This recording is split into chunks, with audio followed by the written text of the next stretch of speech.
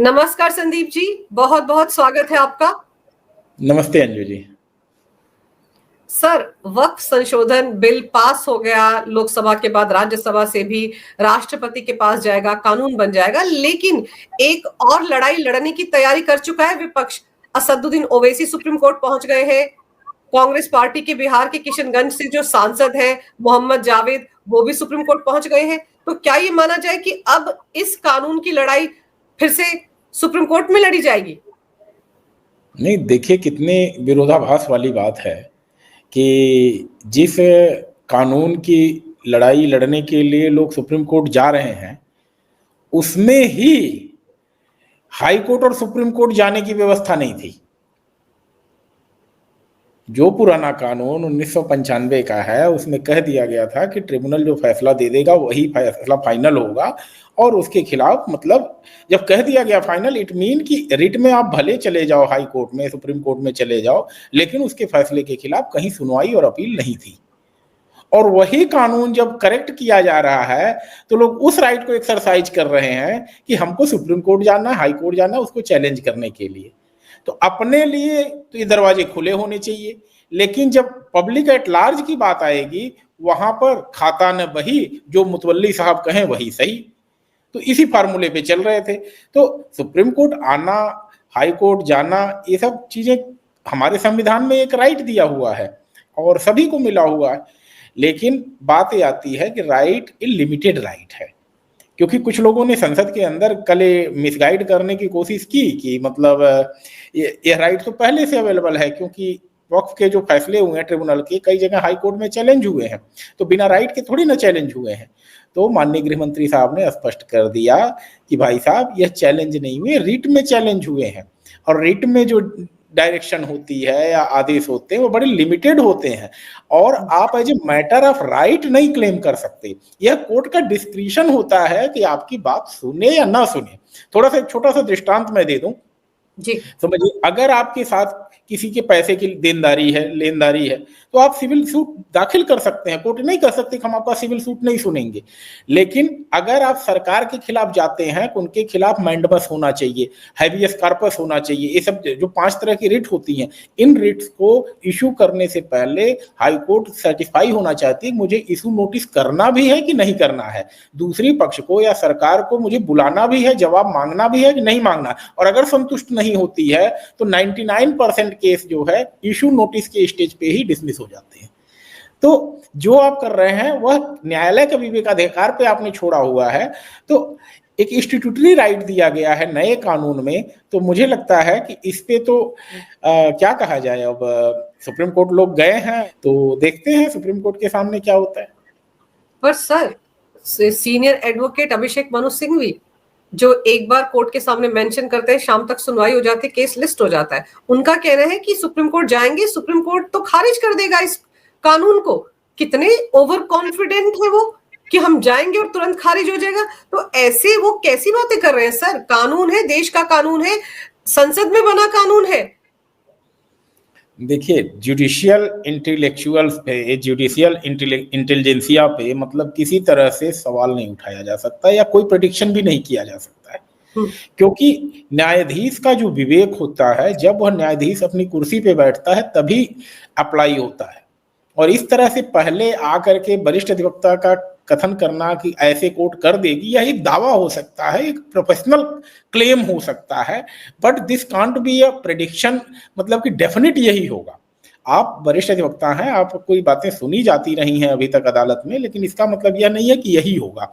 अदालत अगर सेटिस्फाई होती है, तथ्य और सर्कमस्टांसेज ऐसी आती हैं कि चीजें जो है, जैसा आपने 370 में देखा था, कुछ लोग 370 के मामले में भी आर्टिकल में काफी ओवर कॉन्फिडेंस के साथ सुप्रीम कोर्ट में गए थे, लेकिन जब बहस शुरू हुई थी तो ऐसा लगा था कि केंद्र सरकार की जो आर्गुमेंट्स हैं उसी को माननीय न्यायाधीश उठा रहे थे, और उसको विपक्ष को सेटिस्फाई कर पाना, अपोजिट काउंसिल को सेटिस्फाई कर पाना बड़ा मुश्किल हो रहा था। तो ऐसे समय में चीज जो आप कह रही हैं कि भाई लोग गए हैं, ठीक है, अधिवक्ता कह रहे हैं, अपना दावा कर रहे हैं, ठीक है, लेकिन बात आएगी अदालत अपने विवेकाधिकार का प्रयोग करेगी, तथ्य के हिसाब से फैसले होते। ऐसे इस तरह से प्रेडिक्शन करके अदालत पे दबाव बनाने का प्रयास माननीय वरिष्ठ अधिवक्ताओं को नहीं करना चाहिए। सर, असदुद्दीन ओवैसी जो याचिका उन्होंने दायर की है शुक्रवार को, वो ये कह रहे हैं कि असंवैधानिक है ये कानून। उनका कह रहे हैं कि मुसलमानों के बीच में भेदभाव पैदा हो रहा है इस कानून के चलते। अब देखिए, जितना ही कहते हैं ना, आधा काम तो संसद के बहस के अंदर हुआ। लोकसभा में डिबेट हुआ, देर रात तक चला, रात के 3 बजे तक मेरे सांसद जगे रहे, सारे लोगों ने मेहनत करी। राज्यसभा में बहस हुई।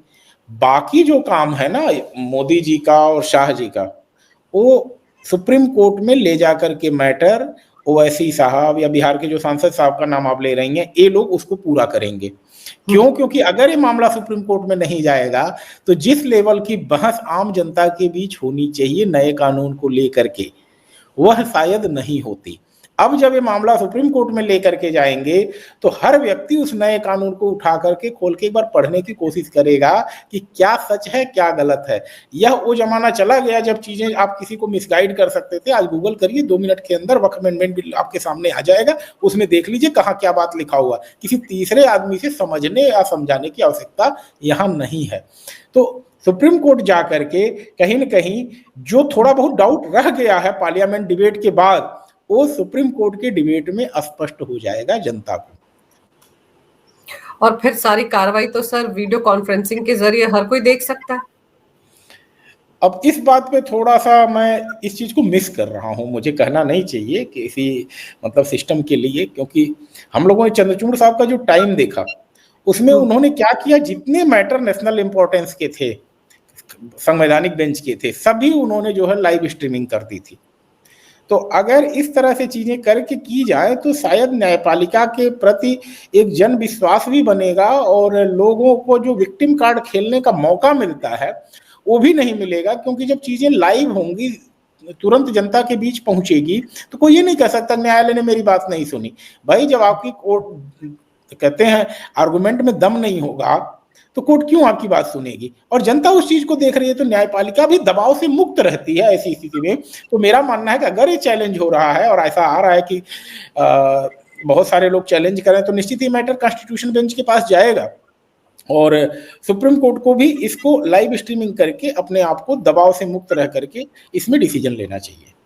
ये जो वक्फ में अमेंडमेंट हुआ है उसमें ये भी तो एक्सपोज हो गए कि सिर्फ 2 या 3% मुसलमान है, जो एलीट है, उनके हाथ में ही सारी वक्फ की प्रॉपर्टी है, उन्होंने उस पर कब्जा किया है। जो पसमानदा गरीब तबके के दलित जो मुस्लिम है उनकी तो कोई बात ही नहीं करना चाहता, और अब उनकी बात हो रही है। तो दिक्कत तो इसी बात को लेकर है।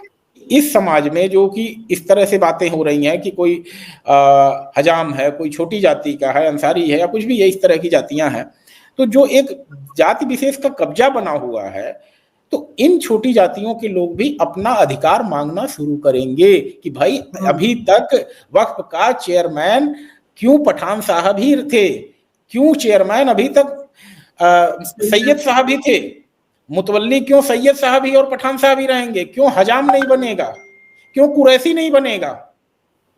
तो अपने अधिकारों की मांग करना कहीं से भी धर्म का विरोध नहीं है। ये बात मैं स्पष्ट कर दूं, आपके चैनल के माध्यम से लोगों को जानना चाहिए। क्यों? क्योंकि यहाँ पर अल्पसंख्यकों के साथ, मुस्लिम समाज के साथ सबसे बड़ी जो बात है कि मस्जिद का रोल बहुत बड़ा होता है और धर्म से एक सर्टिफिकेट बांट दी जाती है, तुम तो धर्म विरोधी हो गए, तुम तो अल्लाह के दुश्मन हो गए, तुम तो काफिर हो गए। तो आपको मैं बता दूं, कहीं से भी काफिर आप नहीं बन रहे हैं अगर आप अपने हक की बात कर रहे हैं। आपको आपका हक देश की संसद ने दिया है, किसी ने दया पे आपको नहीं दिया है, किसी ने भीख आपको नहीं दी है। रात के 3:30 बजे तक जग करके देश के सांसदों ने आपको हक दिलाया है और इसको आपसे कोई ले नहीं सकता है और आपको किसी से डरने की आवश्यकता नहीं है। अगर कोई कुछ आपको उल्टा सीधा कहता है तो देश की संसद और देश का संविधान और देश का कानून आपके साथ खड़ा होगा।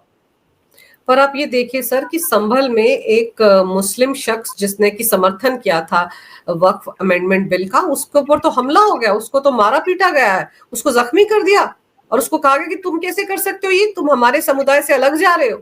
तो आप सोचिए ये सब भी शुरू हो गया है। नहीं, इसीलिए मैं बता रहा हूं ना कि आपको इस सब चीजों से डराने की कोशिश हो रही है कि आप अपने हक की बात ना करें। आपको एक बार अंबेडकर जी को याद करके अपने कौम की डेवलपमेंट के लिए आगे बढ़ना ही पड़ेगा। आपको अपने कौम के अधिकार के लिए बोलना ही पड़ेगा और डर से बाहर निकलिए। क्यों? क्योंकि अंतिम में आपकी सुरक्षा के लिए देश का संविधान और संसद खड़ी है। एक तरफ तो असदुद्दीन ओवैसी सुप्रीम कोर्ट चले गए और उन्हीं की पार्टी के एक नेता हैं जो पहले सांसद हुआ करते थे, इम्तियाज जलील। उनको देखिए, वो क्या कह रहे थे कि मुसलमानों में भेदभाव करने के लिए एक तो ये बिल लाया गया है, दूसरे अगर हम सुप्रीम कोर्ट जाएंगे तो वहां पर तो मोदी सरकार के जज बैठे हुए हैं, वो फैसला सुनाएंगे। हमारी पसंद का अगर जज होगा तभी हमारे पक्ष में फैसला आएगा। तो मुझे तो लगता है कि पहले ओवैसी जी को इम्तियाज जलील से बात कर लेनी चाहिए थी, उसके बाद ही सुप्रीम कोर्ट जाना चाहिए था। नहीं, इस तरह की बातें तो एक तरह से कहें कि न्याय की इंटीग्रिटी पे सवाल उठाना होता है। बिल्कुल। और अगर यह बात सुप्रीम कोर्ट के संज्ञान तक आती है तो मुझे लगता है कि अगर यह बात सदन के बाहर बोली गई है तो निश्चित ही सुप्रीम कोर्ट को इतना कॉग्निजेंस लेना चाहिए, क्योंकि उनका इस तरह से कहना कंटेम्पचुअस है। अदालत को इसका कॉग्निजेंस लेना चाहिए और जब इस मामले की सुनवाई हो, जैसे आपने कहा ना कि कई लोगों ने फाइल किया है सुप्रीम कोर्ट में, जिस समय सुनवाई हो रही है उसी समय इनको बुलाया जाना चाहिए कि भाई इस तरह का बयान जिस किसी ने दिया है उस पर सेंसर लगना चाहिए और उनको भी बुला करके उनकी सफाई मांगनी चाहिए, भाई आपका कहने का मकसद क्या है। अगर इसी तरह के आरोप लगाने तो फिर आप सुप्रीम कोर्ट आए ही क्यों हैं? हाँ, क्योंकि आप ज्यूरी को नहीं चैलेंज कर सकते ना इस तरह से। फिर तो ये होगा कि भाई आप जिले में रेवेन्यू के कितने सारे मामले डिसाइड होते हैं। फिर तो आप कहोगे कि अगर डीएम मुस्लिम नहीं है तो आप कहोगे कि उस जिले के डीएम जो है मोदी के डीएम हैं या अमित शाह के डीएम हैं, हिंदू हैं और इसलिए हम नहीं मानेंगे फैसले। तो कानून से चलता है देश, संविधान से चलता है, इंस्टीट्यूट से चलता है। आप इस तरह से किसी संवैधानिक संस्था पे अटैक नहीं कर सकते। लोक का स्टैंड है, क्या लगता है आपको जब ये याचिका सुनवाई के लिए जाएगी, सुप्रीम कोर्ट एक्सेप्ट भी करेगा और अभिषेक मनु सिंह ये कह रहे खारिज हो जाएगा, तो आपको क्या लगता है क्या हो सकता है इस बिल के साथ, जब इस याचिका के साथ जब ये सुप्रीम कोर्ट के सामने जाएगी? देखिए, बड़े लिमिटेड स्कोप हैं यहाँ पर सुप्रीम कोर्ट को दखल देने के, क्योंकि दो ही तीन बात होती है जिसपे सुप्रीम कोर्ट किसी भी कानून को जीरो डाउन कर सकती है कि भाई ये कानून गलत है और वाइड है। पहला ये कि आर्बिट्रेरी है, मतलब कि मनमाने पूर्ण तरीके से है कि कहीं एक चीज दिया कहीं किसी से छीन लिया, इस तरह से। दूसरी बात जो है, जो पार्ट 3 के हैं उसको वायलेट करती है। तो क्या कहीं ऐसा है जहां पे जो हमको 5 रिट दी गई है कि संविधान के जरिए उसको कहीं से यह कानून ले रहा है? ये कानून ले तो नहीं रहा बल्कि दे ही रहा है, आपके फंडामेंटल राइट्स को प्रोटेक्ट कर रहा है कि भाई अगर आपको कोई चीज वक्फ की जा रही है या संस्था को दी जा रही है तो उसमें ट्रांसपेरेंसी आनी चाहिए। तो 14 का वायलेशन अगर होता है कहीं से तब बात आ सकती है, आर्बिट्रेरी कोई बात है तब बात आ सकती है। लेकिन इन सब बातों को इस्टेब्लिश करने के लिए उस कानून को आपको सुप्रीम कोर्ट के सामने स्थापित करना पड़ेगा कि दिस इज द वे, पहले वाली चीजें जो है सही थी और अब ये वाली गलत है। आपको 1995 के एक्ट को और 2025 के एक्ट को दोनों को सामने रखना पड़ेगा और बताना पड़ेगा पीछे वाला सही क्यों है, आगे वाला गलत क्यों है। अगर आप कहेंगे सेक्शन 40 पिछला सही था और रिपील करना जो है इस नए कानून में गलत है, तो पिछला सही क्यों था आपको बताना पड़ेगा कि भाई आप क्यों नहीं देंगे ऊपर right, decision will be final of the tribunal. और जब ये चीज कहेंगे कि वो सही था तब फिर आप आगे बात को जस्टिफाई कर पाएंगे ना। तो आपके लिए इस तरह के आर्गुमेंट पब्लिक में सही है, अखबार की खबर बनाने के लिए सही है, और हो सकता है कि 5-6 महीने तक बाइट्स भी अच्छी खासी आए, क्योंकि नोटिस तो सुप्रीम कोर्ट कर देगी जहां तक मेरा विचार है, क्योंकि ऐसे मामलों को कोर्ट प्राइमा फेसाई नहीं डिसमिस कर देती है कि मैं हमें सुनने लायक नहीं समझते, क्योंकि राष्ट्रीय महत्व का विषय हो जाता है और पब्लिक सेंटिमेंट जुड़े होते हैं। तो केंद्र सरकार को नोटिस करेगी और केंद्र सरकार जवाब देगी, पक्का देगी, उसमें स्पष्ट करेगी अपनी बातों को। लेकिन बात यह है कि अभी मैटर लिस्ट हो, और सबसे बड़ी बात यह है कि मैटर फाइल किया और न्यूज बना दी, तो ये तो पब्लिसिटी स्टंट था एक तरह से कहें। नहीं तो मैटर फाइल करवाते, डायरी नंबर होता, लिस्टिंग होता, कोर्ट में लगता, तब आप बताते कि फला तारीख को चैलेंज किया गया है मैटर। आप तो अभी राष्ट्रपति के सिग्नेचर भी नहीं हुए थे, आपने मैटर फाइल कर दिया। राष्ट्रपति जी के दस्तखत करने के बाद ही कोई कानून बनता है। अभी तो बिल ही था जो पास हुआ था, बिल के बाद एक्ट की शकल तो लिया ही नहीं था, लेकिन सुप्रीम कोर्ट में मैटर चैलेंज हो गया। तो बातें ऐसी हैं कि जबानी खर्च से सुप्रीम कोर्ट में काम नहीं चलेगा, आपको सब्सटेंशिएट करना पड़ेगा अपनी बातों को। जैसे आर्टिकल 370 का मामला था, उसमें भी नोटिस गया सभी पक्षों के साथ, लगातार सुनवाई की थी उस वक्त सीजेआई डीवाई चंद्रचूड़ ने। इस मामले में भी आपको लगता है कि विधायिका के कामकाज में न्यायपालिका दखल देगी, और वो कांग्रेस पार्टी जिसने सुप्रीम कोर्ट ने जब राहत दी थी, बड़ा अहम फैसला सुनाया था 84 में शाहबानो केस में, उसी कांग्रेस ने संसद में उस फैसले को पलट दिया था, और आज वही कांग्रेस संसद के बनाए कानून के खिलाफ सुप्रीम कोर्ट जा रही है। नहीं, सुप्रीम कोर्ट दखल देने से बढ़ के मैं बताऊं, जो अभी तक केंद्र सरकार का स्टैंड हमने देखा है, केंद्र सरकार कहीं भी नहीं चाहती कि आप जाके विक्टिम कार्ड खेलिए।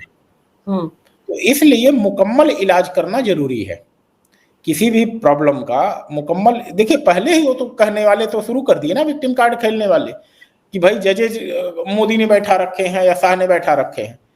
तो सोचिए, जब इनिशियल स्टेज पे ही इस तरह की बयानबाजी हो रही है, तो कल को अगर सुप्रीम कोर्ट पहले ही दिन खारिज कर दे तो ये लोग क्या करेंगे।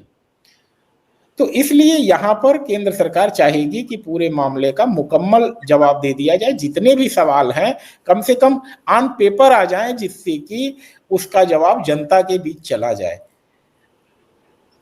तो एक तरह से सर इन्होंने अच्छा ही किया है सुप्रीम कोर्ट जाकर, क्योंकि खुद भी बेनकाब होंगे जब ये 1995 के उस वक्त के वक्फ अमेंडमेंट की बात करेंगे, सेक्शन 40 की बात करेंगे, पूरा का पूरा पंडोरा बॉक्स खुलेगा। बिल्कुल आर्टिकल 370 के मामले में जैसे हुआ था, रोज रोज सुनवाई हुई थी, लेकिन कितना एक्सपोज हुए थे ये लोग, और सारे सवालों के जवाब सुप्रीम कोर्ट ने दिए थे।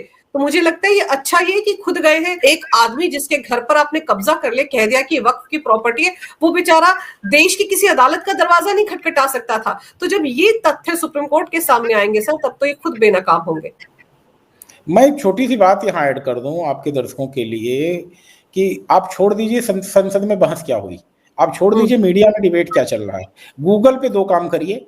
एक, वक्फ अमेंडमेंट बिल 2025 पीडीएफ डाउनलोड करिए, और दूसरा वक्फ बिल 1995 डाउनलोड कर लीजिए। दोनों सामने रख लीजिए। ये जो जवाब आपको गुमराह करने की कोशिश हो रही है ना, कि हमारे वक्फ में गैर मुस्लिम को घुसाया जा रहा है, अरे भैया सेक्शन 9 तुम अपना पिछला पढ़ लो, और अभी जो अमेंडमेंट बिल का सेक्शन 10 है पढ़ लो, कहीं कोई अंतर नहीं है। कहां से आप कह रहे हो, पिछले में भी तो गैर मुस्लिम जाते थे भाई। 4 एमिनेंट पर्सन को प्रोविजन था 1995 के एक्ट में, और वही चीज यहां भी है। थोड़ा यहां डिफाइन कर दिया गया है कि कौन कौन से मेंबर होंगे। तो आप गुमराह करने की बजाय दोनों बेयर एक्ट निकाल लीजिए, अपने आंख के सामने रख लीजिए, और अगर इंग्लिश थोड़ी कमजोर है तो किसी इंग्लिश के ट्यूटर के पास चले जाइए, समझ लीजिए। आप क्यों किसी मुल्ला मौलवी के चक्कर में या किसी राजनीतिक दल के प्रभाव में आ रहे हैं। हर व्यक्ति को मैं सलाह दे रहा हूं, जो कोई भी इस्लाम को मानने वाला है और कहीं से भी उसको लगता है कि उसके साथ जाति हो रही है, दोनों बेयर एक्ट डाउनलोड कर लीजिए, हर सेक्शन को खुद रिलेट कर लीजिए, और देखिए कहीं ऐसा है कि जो पीछे वाली चीज दी गई थी आपकी यहाँ पे छीन ली गई है। तो ऐसा आप कहीं नहीं पाएंगे। मैंने स्पष्ट दोनों बेयर एक्ट को कंपेयर किया है।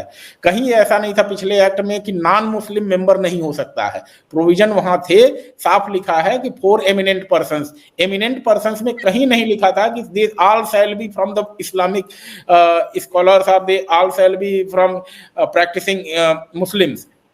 तो जब पिछले एक्ट में नहीं था और नए एक्ट में भी नहीं किया गया, तो आप जनता में क्यों गुमराह कर रहे हैं कि वक्फ में जो है नॉन मुस्लिम को घुसाया जा रहा है। तो इन सब चीजों को जो है जनता डिजिटल युग में खुद ही क्लियर करेगी। इसीलिए मैं कह रहा हूं कि आपके चैनल के माध्यम से लोग इस सब चीज को खुद एक्सरसाइज करें और फिर समझें कि दूध का दूध और पानी का पानी क्या है। मेरा केंद्र सरकार से निवेदन है कि आपके चैनल माध्यम से कि इस बेयर एक्ट के दोनों ही कानून, वक्फ अमेंडमेंट बिल 2025 और वक्फ कानून 1995, दोनों की उर्दू प्रतियां जो है और फारसी की प्रतियां, और यह हो कि संविधान में जितनी भी भाषा हैं सभी अनुसूचियों में इसका लिंक जो है सोशल मीडिया के माध्यम से केंद्र सरकार शेयर कर दे, जिससे जिस किसी को भी जिस भाषा में पढ़ना हो, तमिल, तेलुगु, मलयालम, कन्नड़, आप पढ़ें और खुद समझें कि कानून में कहाँ गलत है कहाँ सही है। किसी के बहकावे में आप मत आए। जी बिल्कुल सही कह रहे हैं आप सर, क्योंकि अगले 3 महीने ही बहुत चुनौतीपूर्ण है केंद्र सरकार के लिए। ये जो अमेंडमेंट किया है, ये आम पसमानदा मुसलमान को समझाने की जरूरत है। इसका हश्र भी 3 कृषि कानून जैसा नहीं होना चाहिए कि आखिर में उसे वापस लेना पड़ा था और कहा गया था कि हम जन जन तक पहुंचा नहीं पाए कि इसके फायदे क्या थे। तो कम से कम इस कानून के साथ ऐसा ना हो, इसलिए आम पसमानदा मुसलमान को, जिनको बहका बहका कर सड़कों पर उतारा जा रहा है, उनको समझाने की जरूरत है कि इसमें सही मायने में क्या है। इसके लिए जरूरी है कि वो 1995 के बिल को भी अपनी भाषा में पढ़े और इसको भी अपनी भाषा में पढ़े। ये आपने बिल्कुल सही कहा सर। अब देखते हैं सर सुप्रीम कोर्ट में क्या होता है। अभिषेक मनु सिंघवी कब सुप्रीम कोर्ट का दरवाजा खटखटाते हैं और ओवैसी और ये जो कांग्रेस के सांसद हैं जावेद, इनकी याचिका पर क्या होता है। सर आपने समय निकाला, बहुत ही विस्तार से इस विषय पर बहुत ही अहम जानकारी मेरे दर्शकों को दी। आपका बहुत बहुत धन्यवाद। नमस्कार। भारत माता की जय हो। वंदे मातरम। जय श्री राम। जय श्री राम मंजू जी, जय श्री राम।